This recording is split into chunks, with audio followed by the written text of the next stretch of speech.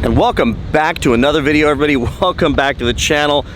We are at the beach in Carlsbad driving the Lambo this week because we're in the middle of our move at the new house, as I shared with you a few videos ago. And my wife told me, unless you want this thing to get something dropped on it, bounced into it by the movers, you might want to drive it this week while you're traveling. And by the way, yes, I did help move all last weekend, but she told me that I was not much of a help and that it would be easier if I was not at home, so to go ahead and do all my meetings in San Diego. So I took her up on it, and I love her candor, and I am probably not much of a help, but I think I helped a lot already. Nonetheless, we're moved, so we'll show you the new house once we're all settled in.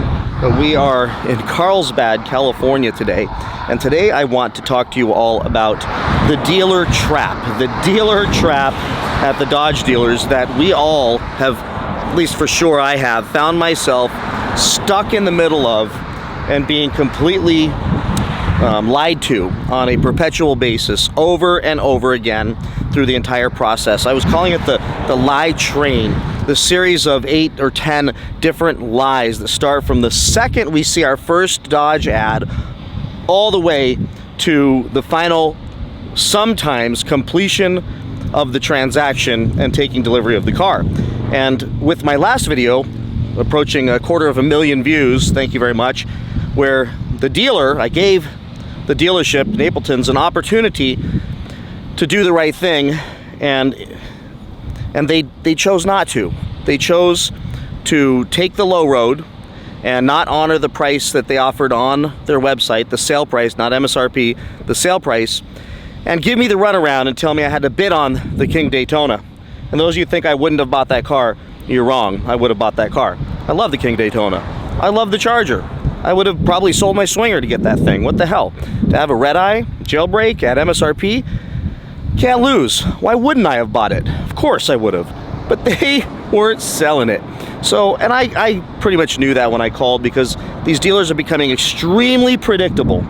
So what I want to also share is a couple comments, because I got some folks writing me comments defending the dealership, which means that they are probably salespeople or work at that dealership or work at another dealership. And a couple of these comments are downright comedic, where they're feeling sorry for the girl who was, quote, the appointment setter, and said I was too hard on her. So if you watched that last video, I was not hard on her. When did we become such a soft society, such a society of snowflakes, to where when somebody gets direct with you, when you're getting direct with them, all of a sudden they fall apart at the seams, and then you come in, I'm talking to you commenters, the handful of them that were defending her, saying, poor girl, she's just doing her job as an appointment setter. I'm dying laughing, thinking, how in the hell can you defend any of this behavior? One guy puts in the comments that she's just doing her job, she's just trying to feed her family and make money. Let me just give you a heads up. No amount of money you can offer me to go lie for a living, no amount of money, it's not happening. I'm not taking a job that I have to lie to people to be able to do the job. If somebody offers me a position and says, by the way, you're gonna be the front line of the perpetuating lie train, so you're gonna start lying, and then we're gonna set them up with another liar, and we're gonna lie until they leave in a transaction, I'm thinking, that's not the job for me. My dad always said, hey man, we got a good name. It took us a long time to get the good name, because one of my great-great-grandfathers owned a car dealership. And I imagine, hopefully he was a good car dealership. But nonetheless, my dad was very, very clear that it took us years to get our name to be good. My dad owned a little plumbing business, and he did good by his clients, did very good by them for many years. And he said, look, don't ever sell your name for money. Don't ever sell your reputation for money. It's not worth it. I can tell you all right now, I could be filthy rich if I was willing to lie, cheat, and steal.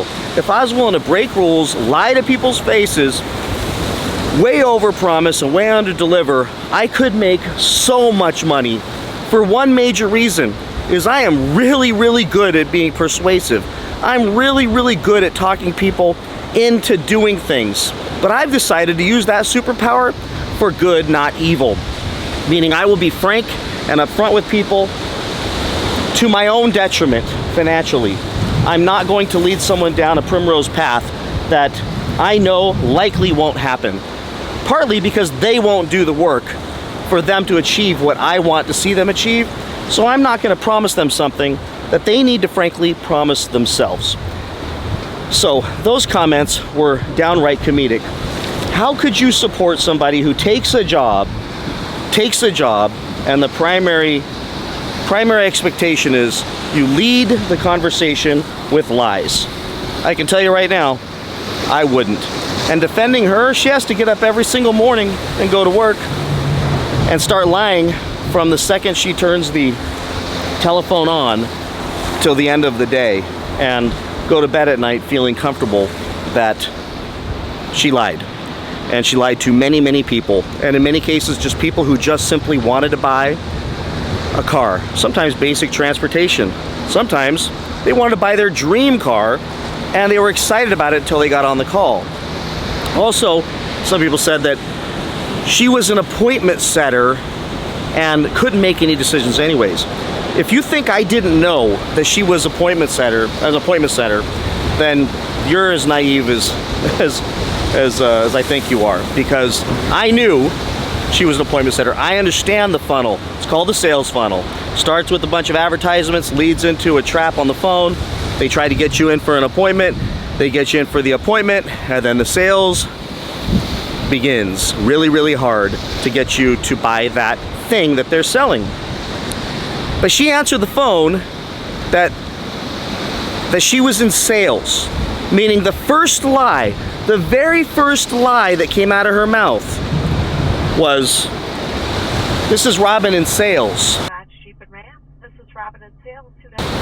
So watch, she's not in sales other than selling me into an appointment. She had no authority to make a decision on pricing, no authority to make a decision on anything other than when can you come in, and then what bid would you like to make on this car we advertised for $98,000 and some change. So I don't feel bad for her. I treated her like the salesperson she said she was, and when I knew it would get hot in the kitchen because I was not going to let up, she was going to have to send me to somebody with some level of authority and ability to talk about it. And she did. And I had that conversation with that gentleman, and I told him I was recording, and he still stood firm on, we're not selling it for that's what we're offering on the website. So now let's jump in to the trap, the train of lies that we all have to deal with, so that you understand that it's an entirely packaged funnel that we all jump into, and not a single person in that funnel that's pushing us through it can be absolved and set free from their responsibility and their part in perpetuating the lies and deception and misleading pricing, and all the way to the end, which we'll talk about now, what happens. Every one of them's guilty. Every one of them. These appointment setters generally will get, depending on the dealership, but it's anywhere from, I've heard, $25 an appointment set to $100 appointment that shows up, and even more if they actually buy the car. So they are hardcore salespeople. Telephone sales is probably one of the hardest jobs in the world because you have no ability to trap the people. They can simply hang up, which means she's tougher than you all think. And she handled me. I mean, you could hear the anger coming out in her voice. So go watch that video. So now let's talk about the series of lies they have to put us through, and why we're all sick and tired of the dealership model for this exact reason. It's built and designed to be extremely unfair to us and extremely advantageous to them, and to a point of downright unconscionable, the behavior that they use to get us to buy these cars. When if the cars were so great, they should sell themselves. And in some cases they did. They did in the good times. But right now, because of the buildup of inventory, they are not. So let me get my phone out, find somewhere to sit down here, and we'll have this conversation. So what better place than the beach, right here in this little jetty, the Pacific Ocean behind me, beautiful sunshine after a couple days of rain. It is beautiful here, but to go through this video, figured might as well while I'm down here, have a conversation with a different background. So let's talk about the trap. The trap starts off with us seeing a Dodge commercial. And we see the Dodge commercial with the Challengers and Chargers spinning their tires and burning out and barreling through a city. It's super exciting while these things are racing each other and changing lanes and sometimes smoking their tires and doing donuts, and all these commercials are amazing, and they invoke tons of emotion. The challenge is literally if we did any of those things in our car and Dodge found out, they would void our warranties. That's what's fun. Go read about it. They show us what the cars can do, but then you see them voiding warranties for doing those things. Heard of a guy broke his drive shaft doing a burnout, yet Dodge is synonymous, Challengers and Chargers is synonymous with doing burnouts and driving hard and doing the muscle car shenanigans, yet the dealership says, well, sorry, we have to void your warranty because you were doing things you shouldn't do in the car. So it starts off with ads that say you can do all these things, yet you have to risk voiding the warranty that they give you after showing you what you can do with the car. It's ridiculous. And by the way, a lot of manufacturers do the same thing. Lamborghini's done it. My friend had a Lamborghini and he shows the videos of a Gallardo smoking the tires and drifting and doing all this stuff, and they void his warranty. It's like, how stupid can you possibly be? So the lie starts right there. Then we go to Dodge.com and we go to build in price, and we build our dream spec. We pick the paint, we pick the decals, we pick the wheels, the brake calipers, we build it, and it's such a satisfying experience. One of the best things I think Dodge has on their website. And they build this beautiful car, and then at the bottom it shows you the price on that car. And let's say it's $98,750, and then they will even push the rebates or advertisements for incentives on you as you end this process, and it even allows you to print or save the PDF of that build so you can take it into the dealership and for years order that car. Unfortunately, what we found this last few years is you could do that, but you would be told none of that matters. You're going to pay a humongous markup for that car. So nice that you built and priced it, but that price is fake. Then they say, but there were a ton of disclaimers on that site that said dealer prices may vary, MSRP is just suggested, yada yada yada. Okay, fine. Seems misleading. Why put any price at all if you're just going to make up a price once we have the chance to buy it? So again, another step in being wildly misleading. Then it leads to, we go to the dealer's website and find a car that's listed for sale at a price with discounts like I just did with that King Daytona, but then we find out that it's wildly marked up. And I believe on the bottom of every car in the fine print area, it will say that sale price may not be price of the car when sold. Currently, right now, there is an addendum sticker on the car showing it is subject to pricing, subject to rebates, plus a market adjustment of currently $100,000. So that's misleading. The lie starts or goes there.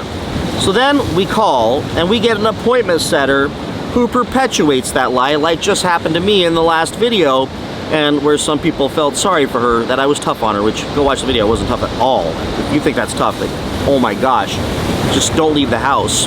So we get the appointment setter on the phone that is tasked and paid to do and say anything to get us to come in to the dealership. The only objective with that person is to get the appointment set. They will be paid if that appointment gets set. I believe they're paid again if you show up and then a deal gets done. So they have one objective: say and do anything to get our butts into the dealership, to get deeper into that sales funnel so they can trap us in a room for 7 hours and try to sell us a car. So the appointment setter. So I don't think that person's innocent at all, but they needed the money. There's a lot of ways to get money where you don't have to lie to people, so I'm not buying it. Next, While on that call with the appointment setter like I did, you can push for an actual salesperson once you get them to admit that they aren't a salesperson, because oftentimes they won't admit that they're not. They won't tell you that they're just an appointment setter tasked to get you to come in and start getting sold to by a salesperson. So, but if you push or do what I did, which was act dumb and let that person go on and on and on until they go, I don't have any answers, nothing I can do, which I had to let her get there herself, then you push a little harder, you might get a salesperson or a manager on the phone who's simply going to go back into, they're going to be easier to talk to, but they're going to be working you for the appointment, but they're going to tell you what's really going on. So when I got that gentleman on the phone, he doubled down with the lie. Yeah, well, I know we're asking this much for it, but sorry, you can bid on it. It's a rare car. You can't find them anywhere. It's the only one we've got. Blah, blah, blah. It's going to double in value. Investors buy it. Collectors buy it. People are speculators buy it. It's going to be worth a fortune one day. Blah, blah, blah. All the lies start flying out. And just no basis whatsoever for legitimacy for the statements. Just anything to get us to believe in their price, justify coming down there and paying a ton more for that car than it's ever going to be worth. Unless you hermetically seal it in plastic and keep no miles on it and wait 40 years, and then maybe you'll get crazy money for it. Then you show up to the appointment. So you made it through the first few gauntlets, and now you show up to the dealership and the salesman comes out, shakes your hand and says, thanks for coming to the dealership, look forward to helping you. And you hope at that point, because this person generally seems super nice because they want something, they seem very nice, and they take you on a drive in the car and they start to sell you on all the benefits and features of the car. And they start telling you how easy the deal's going to be, we can get this deal done today. Yet 7 hours later, and about 3,000 more lies and manipulation, and here's how I know it's lies. If I tell them I'm only willing to pay, let's say, $90,000 for a car, let's just not talk about the King Daytona, and the car is listed for $94,000, and it takes me 7 hours of them saying we can't, we have to get 95, we have to get 95. 7 hours later, they come down to $90,000, they've been lying. And I can't tell you how many times I've done that. We did the circle for 7 hours, and we finally land at the same place, but they had to tell me all the reasons they can't. They're gonna lose money, they won't make money on the car, they're gonna lose money. They wouldn't do the deal otherwise. They're making money, even if it's just saving money on their monthly floor plan and paying the interest for that car to sit there. They're getting rid of it for a reason. So now you're 7 hours into God knows how many lies. When we bought my daughter's Supra, the guy kept coming back saying, oh, I'll remove the add-ons, I'll remove the add-ons.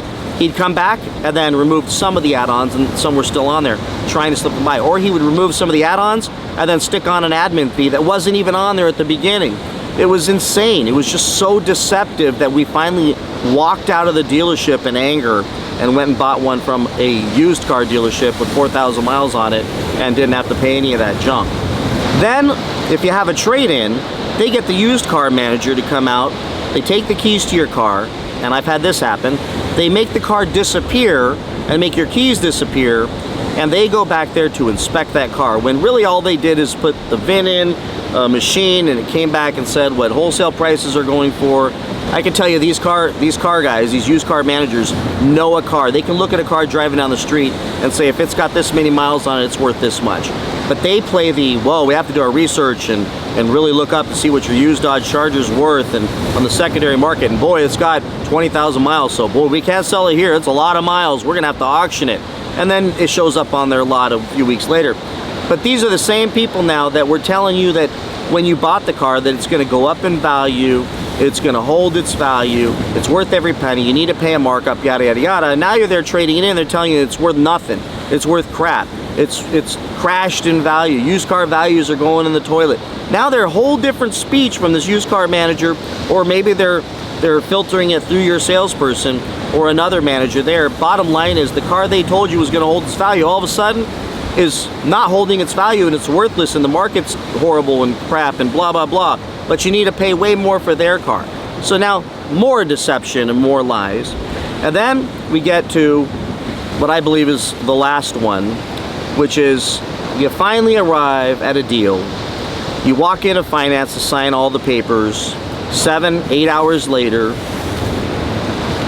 you're tired, you're beat up, you're exhausted, but you're victorious. So your guard's coming down now, and they know that.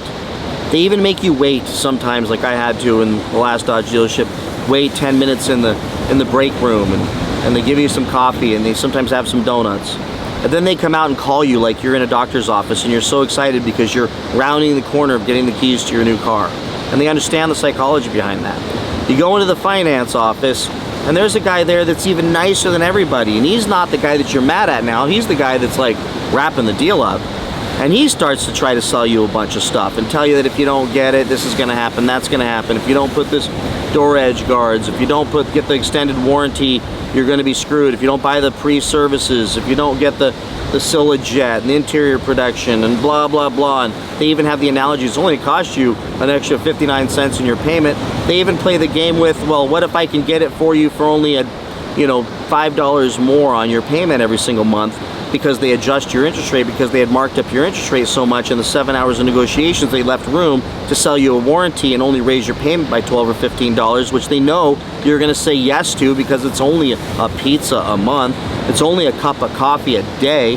They use all those pitches in the finance department, and unless you are really strong, at this point you're just like, okay, get me out of it. And these guys or gals are insane salespeople, and they're making fat cash, and they will just draw the paperwork up right there with this stuff built into it.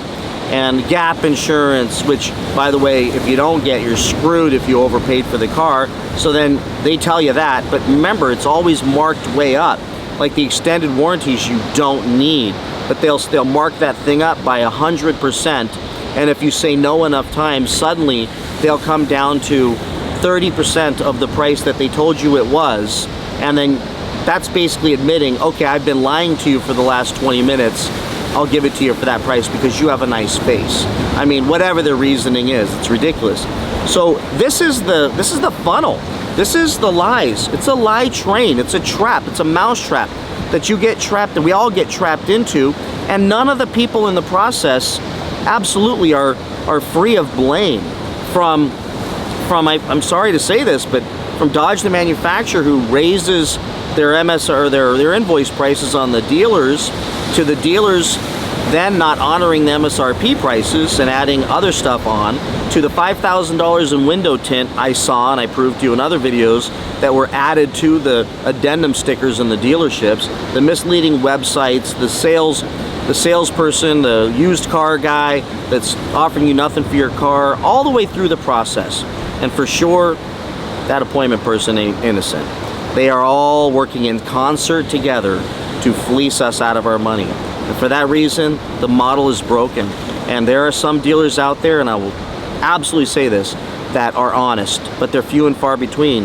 And with the horsepower locator, sadly, the vast majority of dealers, it appears, who got most of the allocations were the ones who do the most damage to customers when it comes to the pricing. And I'm dealing with all those messages in my Instagram right now based on a few of my older videos, just actually recent videos, about what to do when you're behind in your car payments, or you're upside down in your car, or you're having an income drop, you're financially in trouble, blah, blah, blah, because these people were nice people, went in excited to buy a car and got fleeced, and now they're buried in those cars. They can't afford those payments, and it's just sad to see. And I'm not calling them naive. These are people who trusted a bunch of really well-practiced, well-rehearsed salespeople from the initial call all the way to the delivery of that car. So with that, everybody, please like, subscribe, comment, share this video with anybody that you think it could help. Beware of this funnel. Don't get trapped into it. Don't get stuck in that mousetrap. Don't overpay for these cars. Be real clear that not a single smiling face or happy voice on the other end of the phone is likely out for you. They're just not. And you got to keep your guard up the entire time. So beware of these dealers, folks. And I will see you in the next one. Take care. Bye-bye. All right, now let me get up out of these damn rocks. So I was terrified I was going to drop something down in that hole. All right. Plan on any crabs or snakes jumping on me. Let's get out of here. All right. Thanks for watching, everybody. Catch you in the next one.